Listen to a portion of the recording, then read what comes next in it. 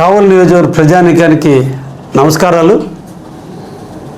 రైతాంగం అంతా ఆనందంగా పంటలు పండించుకుని ఇంటికి చేరుతున్నటువంటి వేళ ఈరోజు సీఎంఆర్ ద్వారా అందరూ కూడా వడ్లు అమ్ముకునే విధంగా 48 గంటల్లో మీ నిధులు మీ అకౌంట్లో పడే విధంగా మన అభివృద్ధి ప్రదాత శ్రీ నారా చంద్రబాబు నాయుడు గారు ముందు చూపుతో చేసినటువంటి కార్యక్రమంలో భాగంగా రైతాంగం అంతా కూడా రెండో కారుకు కూడా సిద్ధం కావాలని, రెండో పంటకు కూడా నీరు ఇవ్వటానికి కావలి నియోజకవర్గంలో ఉన్నటువంటి అన్ని మండలాలకి నీరు ఇవ్వటానికి ప్రభుత్వం సిద్ధంగా ఉందని, రాబోయేటువంటి నెలలో వచ్చే నెలలో నీళ్లు మళ్ళా సోమశిల డ్యామ్ నుంచి కావలి కాలువ ద్వారా కావచ్చు, లేదంటే కనిగిరి రిజర్వాయర్ నుంచి కూడా అల్లూరు ఆ ప్రాంతానికి కూడా నీళ్లు ఇవ్వడానికి ప్రభుత్వం సిద్ధంగా ఉందని, కాబట్టి రైతాంగం అంతా కూడా నారుమళ్ళు వేసుకోవడానికి సిద్ధం కావాలని, బయట ప్రచారాలు చేసేటువంటి అపోహలు నమ్మవద్దని, యూరియా కొరత అనేది లేకుండా చూసే బాధ్యత జిల్లా తెలుగుదేశం పార్టీ బాధ్యత తీసుకుందని, జిల్లా ప్రభుత్వ యంత్రాంగం ఇప్పటికే ఆల్రెడీ యూరియాని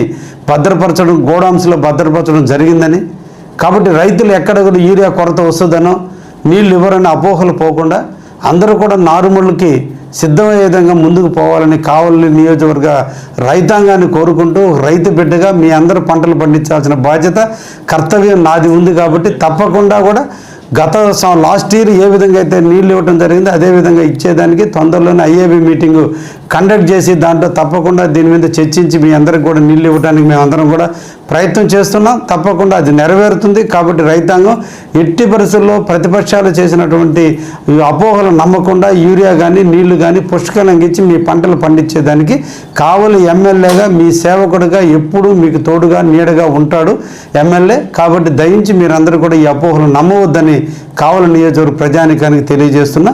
అందరికీ ధన్యవాదాలు. నమస్కారం.